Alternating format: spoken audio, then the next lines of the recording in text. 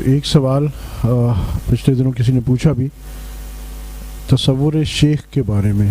ایک اصطلاح ہے ہمارے ہاں, اس کو کہتے ہیں تصور شیخ. یہ کیا ہے, اس کی حقیقت کیا ہے اور اس کا استعمال کیا ہے اور کب ہے؟ اس تصور شیخ اس کو کہتے ہیں کہ یہ تصور کرنا کہ میرا شیخ میرے سامنے بیٹھا ہے یا میرے ساتھ ہے.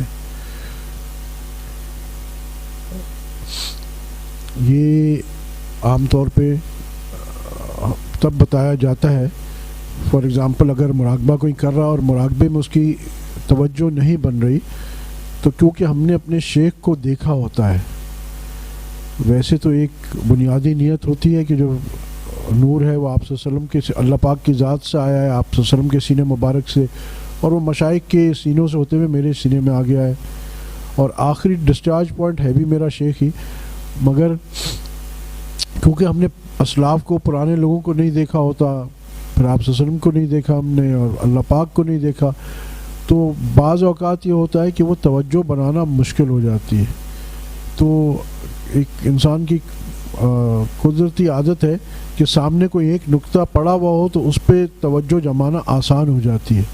تو اس کے لیے تصوف میں یہ چیز بتائی جاتی ہے کہ انسان اس وقت یہ تصور کر لے کہ جیسے میرا شیخ میرے سامنے ہے, اور یہ تب تک ہی کرنا ہے جب تک انسان کی کنسنٹریشن توجہ بن نہ جائے. ایک دفعہ بن جائے پھر اس کا استعمال نہیں ہے.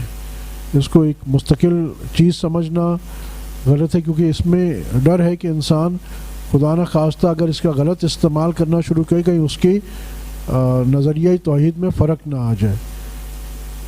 تو اس واسطے تصور شیخ بعض اوقات یہاں تک بھی علماء نے لکھا ہے کہ انسان کسی پریشانی میں ہوتا ہے یا کسی مسئلے میں پھنس گیا ہے تو اس وقت بھی وہ یہ تصور کرتا ہے کہ میرا شیخ میرے ساتھ ہے, اس کی توجہ میرے ساتھ ہے. دراصل یہ صرف سمبل ہے. یاد رکھیے گا, ہر وقت کرنے والی ذات صرف اللہ ہی کی ہے. اللہ کے علاوہ کوئی کچھ نہ دے سکتا ہے, کچھ نہ لے سکتا ہے, مگر اللہ پاک نے ہی ذرائع بنائے ہوتے ہیں, ذریعے بنائے ہوتے ہیں.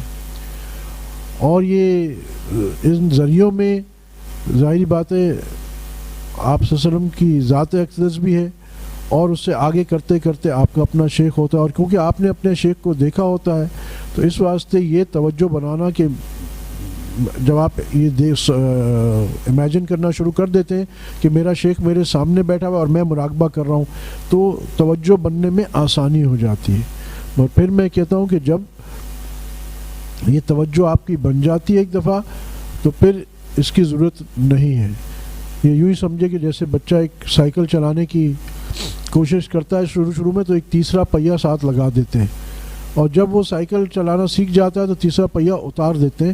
مقصود نہیں ہوتا کہ اب ساری عمر یہ تیسرا پہیہ ساتھ لے کر جائے گا. تو اس تصور شیخ کا استعمال جو ہے بس یہاں تک ہے کہ اپنی کنسنٹریشن رکھنے کے لیے.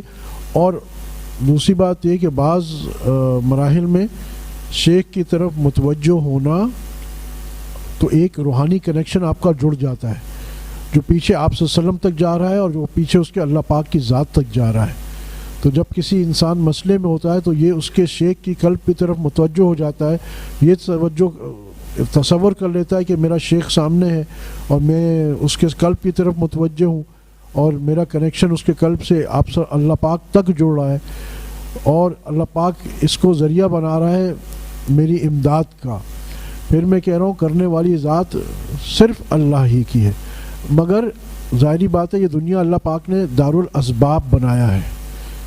اور بارش ہوتی ہے تو گھاس اگتا ہے, اگر سالہ سال جہاں بارش نہیں ہوتی وہاں ہوتی قحط سالی ہو گئی. حالانکہ گھاس کے لیے ضروری نہیں ہے کہ اللہ پاک چاہے تو بغیر بارش کے بھی گھاس اگ سکتا ہے, مگر اللہ نے ہی ایک ذریعہ بنایا ہے.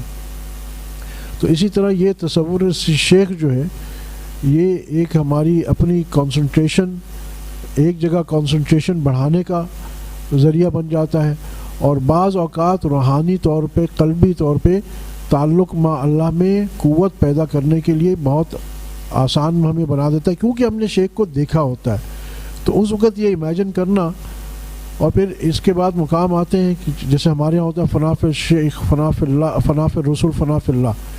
تو پھر وہ آہستہ آہستہ وہ مقام آتا ہے کہ اس کی پھر توجہ جو ہے شیخ بیچ میں سے نکل جاتا ہے اور پھر وہ آپ صلی اللہ علیہ وسلم کے قلب سے ڈائریکٹ ہو جاتی ہے، اور پھر اس کے آگے مقام آتا ہے کہ پھر وہ اللہ کا استحضار اس کو قوی ہو جاتا ہے۔